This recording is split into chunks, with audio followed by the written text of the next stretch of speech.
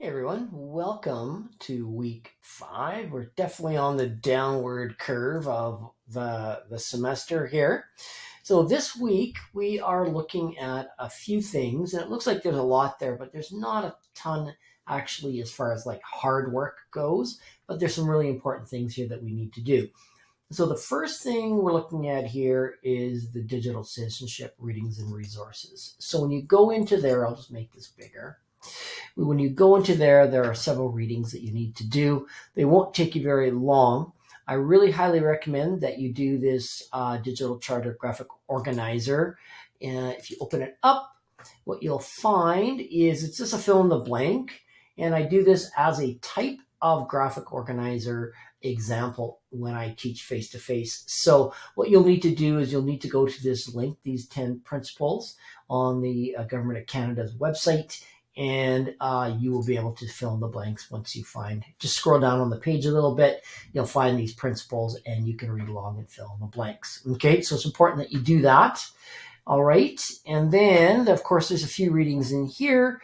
We are basing what we learn and what we need to know for the quiz off of these 9 elements of digital citizenship. So make sure that you pay attention to those very closely. Okay, so along with those readings, let me just schedule that again here. Along with those readings, then there's 2 things. There's one is this digital citizenship course.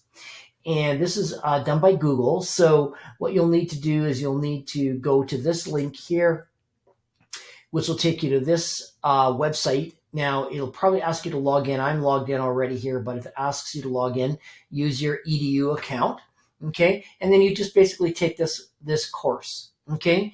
And at the end, you get a fancy-dancy certificate, okay? And this will take you about, I would say 30 minutes probably max, because you're an adult. This is all really nothing new to you. Okay, so make sure you do that. When you're done, you need to give me 2 things, because there's really nothing to hand in. One is, well, actually there is, I guess. Sorry, I take that back. But what you'll need to do is you'll need to take a screenshot of this page that shows that, let's back that up a little bit, that you've completed the citizenship course, and it tells you on what day and all that jazz. And you need, sorry. My mouse is crazy here. And you'll need to make sure that you include your picture up here in the top corner of your screenshot. Okay. If I go back, that's the first thing that you'll need to hand in. And then the second thing is that you will get a certificate from Google that says, congratulations. It'll have your name on here. It'll say that you completed this course on such and such a date. Okay. Now, where this is handy is throw this into your e-portfolios. And if you haven't done one right, thus far in your program, then hold on to this. And this can definitely go under certificates or some area like this. It could also go under TQS number 2 for lifelong learning or professional development, those kinds of things. Okay. So make sure that you hold on to that. So I need both of those things to consider you done. Okay.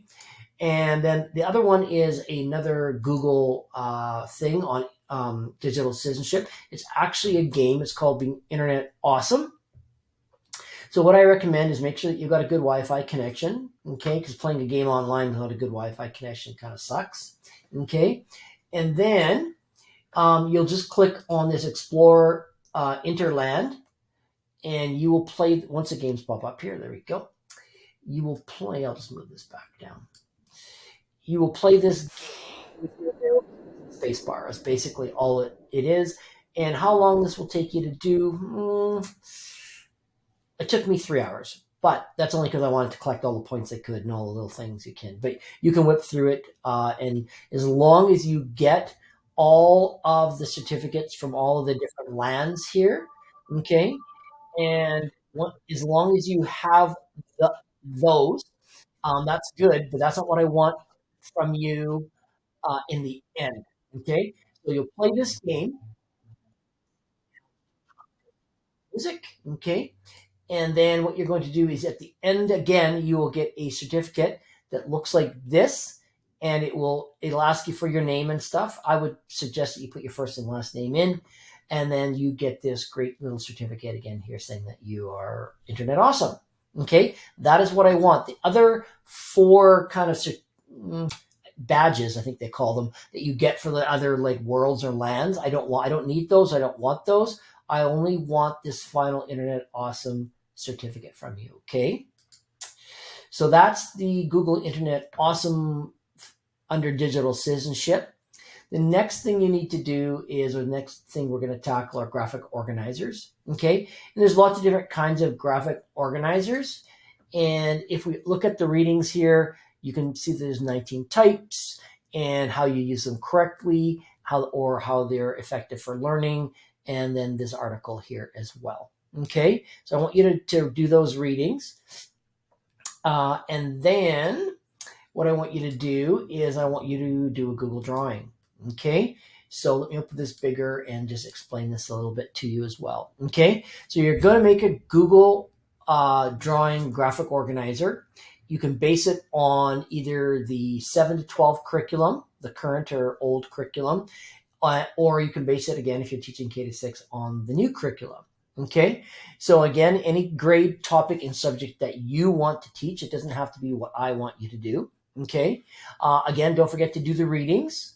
Okay, and then, so what you're going to do is you're literally going to go and say, give me a graphic organizer for cellular mitosis or something like that.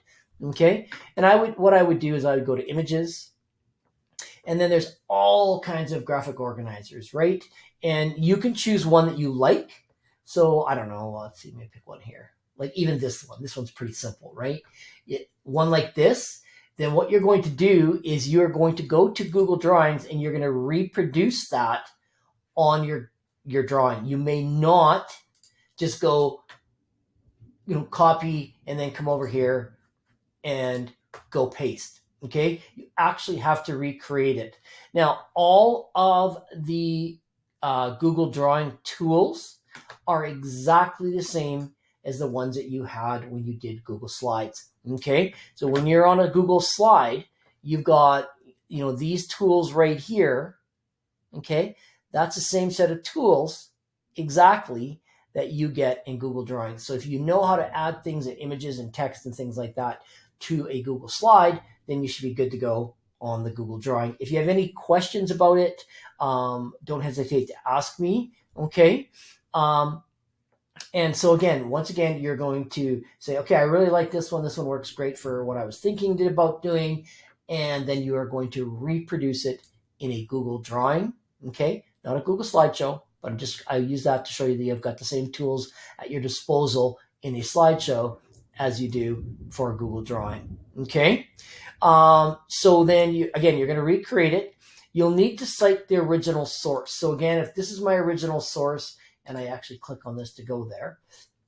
Okay, there's my source, right? I'll just copy that. I would go to my drawing here, and again, just using a text box, just down in the corner or whatever like that. You would just type in source and paste in that URL. And of course, you can make that as big as you need it to be. And you can make it small too. It doesn't need to be very big, okay? And once you've got it sort of the way you want it, it could even be like 8 point and small, okay? And then again, just remember the good rules. Make your text boxes only as big as the text that you need it to be, okay? So on your graphic organizer, the other thing to think about is you've got this canvas here, just like you did on a slide, okay? If you have instructions, which you will need to have instructions on what you want students to do, they can go off the canvas in these left and right areas, okay? The checkerboard part is what gets printed or however you want this, okay? Just remember that anything off the canvas does not get printed. So if this is, you have to make this decision at the beginning is, am I going to hand this out to students in a paper format or is it going to be digital? If it's digital, knock yourself out and put all the instructions and things along the sides. If it's one that you're going to hand to students hand to students as on paper. So digital, so let me back up. I'm getting myself confused here. Digital, you can put instructions and things on the side. Paper-based, you need to figure out a way to put your instructions and things on the actual canvas. Okay, so let me just close that up, and I just don't need that open anymore. And so that is what you're doing here. So the source goes in a text box. Okay, so again, source, and then just add your URL.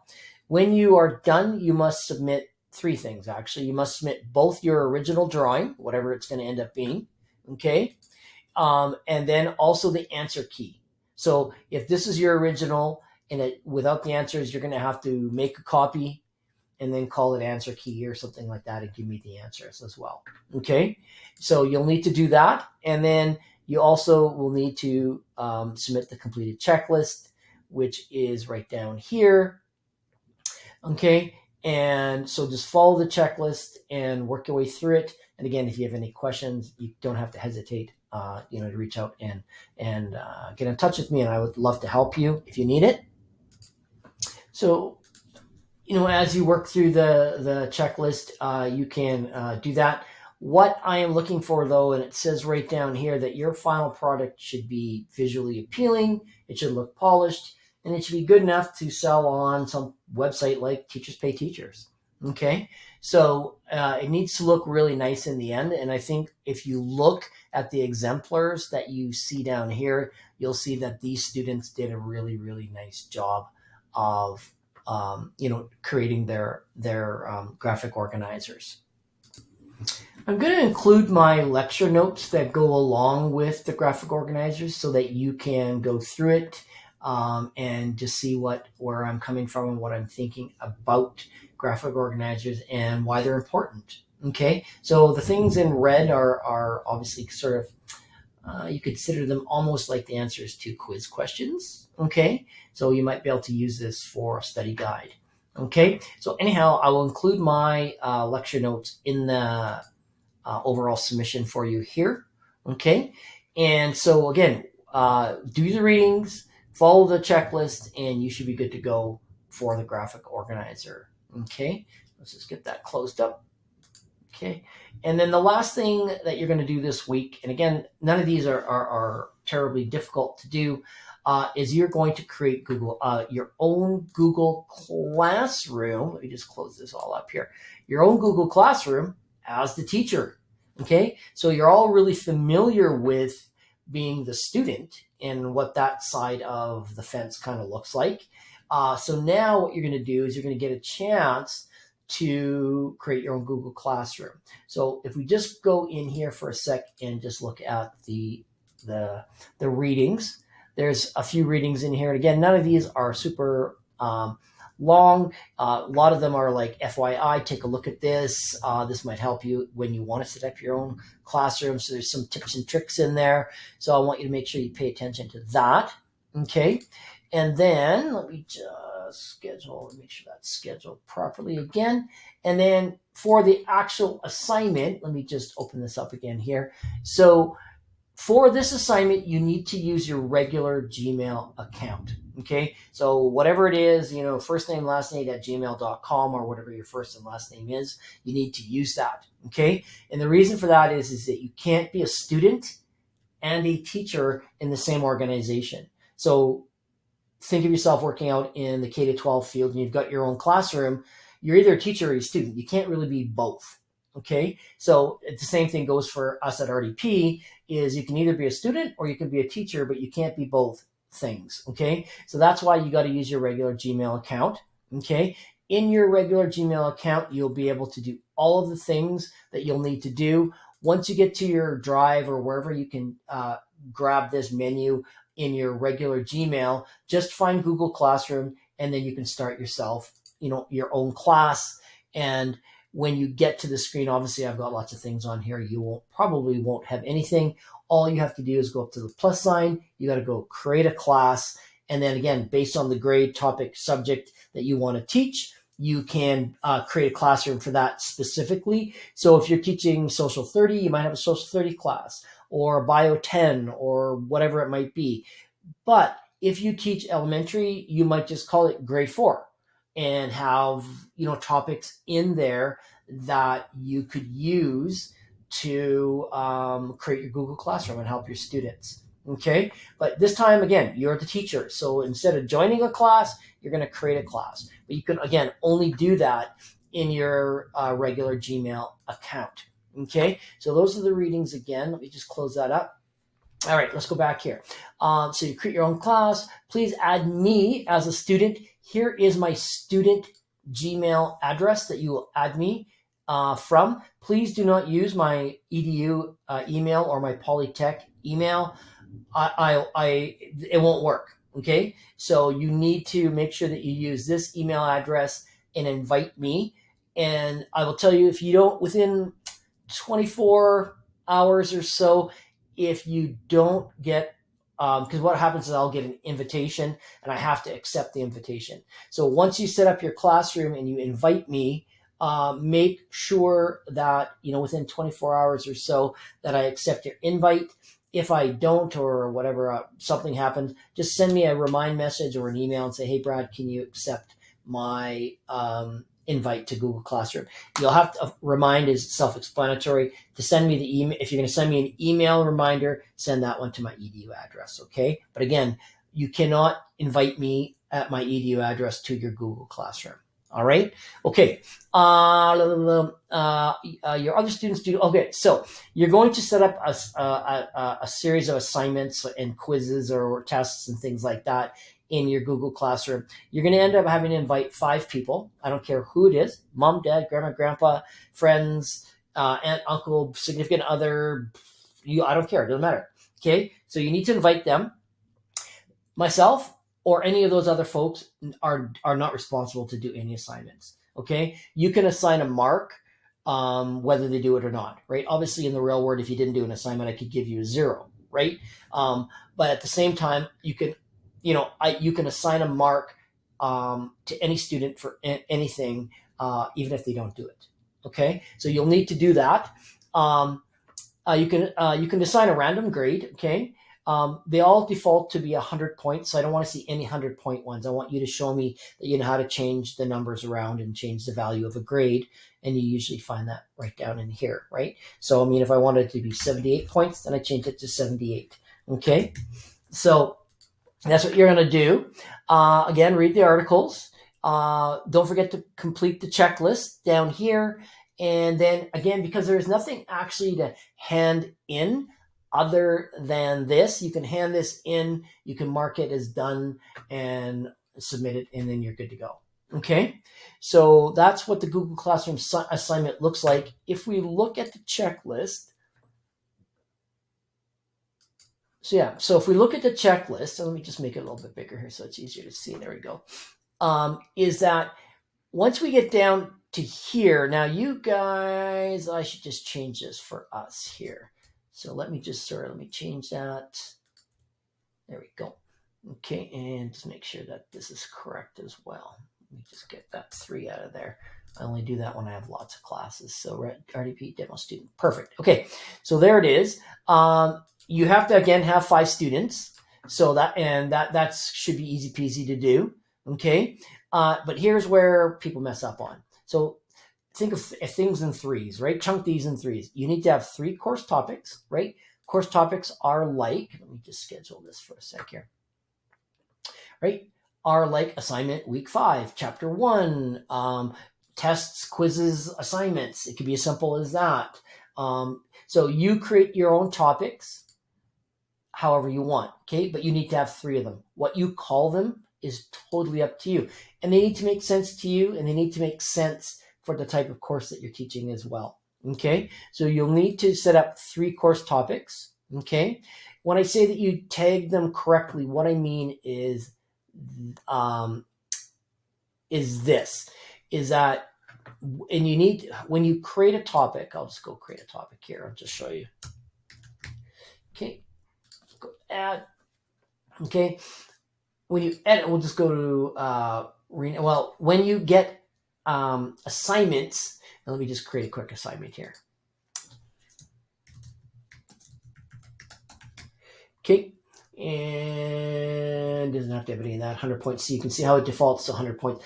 When I say what you want to tag it in here, what I'm referring to is the category. Okay, so that's quizzes, assignments, all of this stuff. So I will give you a video on how to do all of this stuff.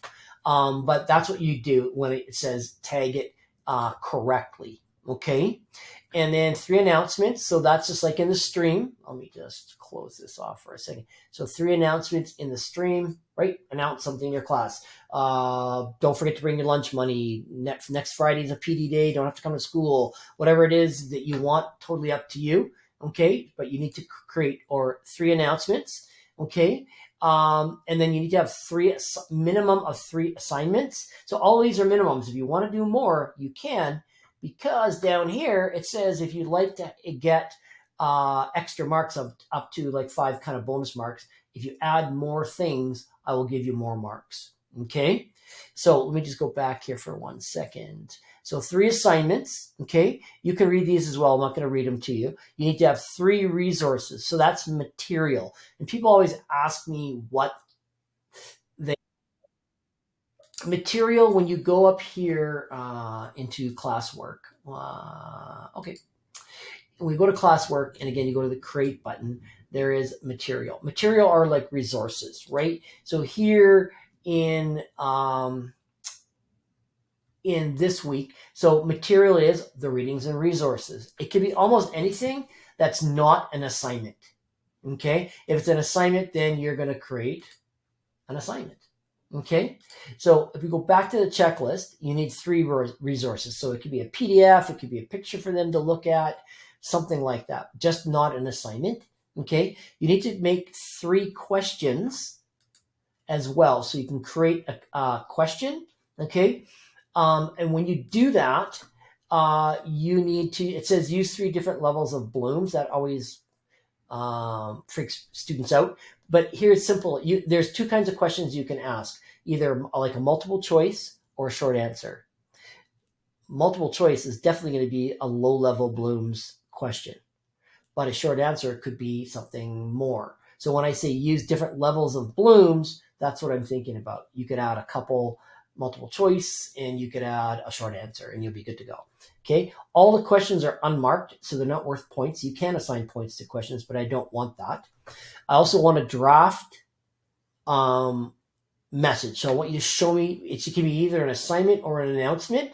And I just want you to show me that you know how to do that. So if you create something and you don't assign it anywhere or to anyone, it creates it as a draft. So so you can see it didn't appear under any of my topics.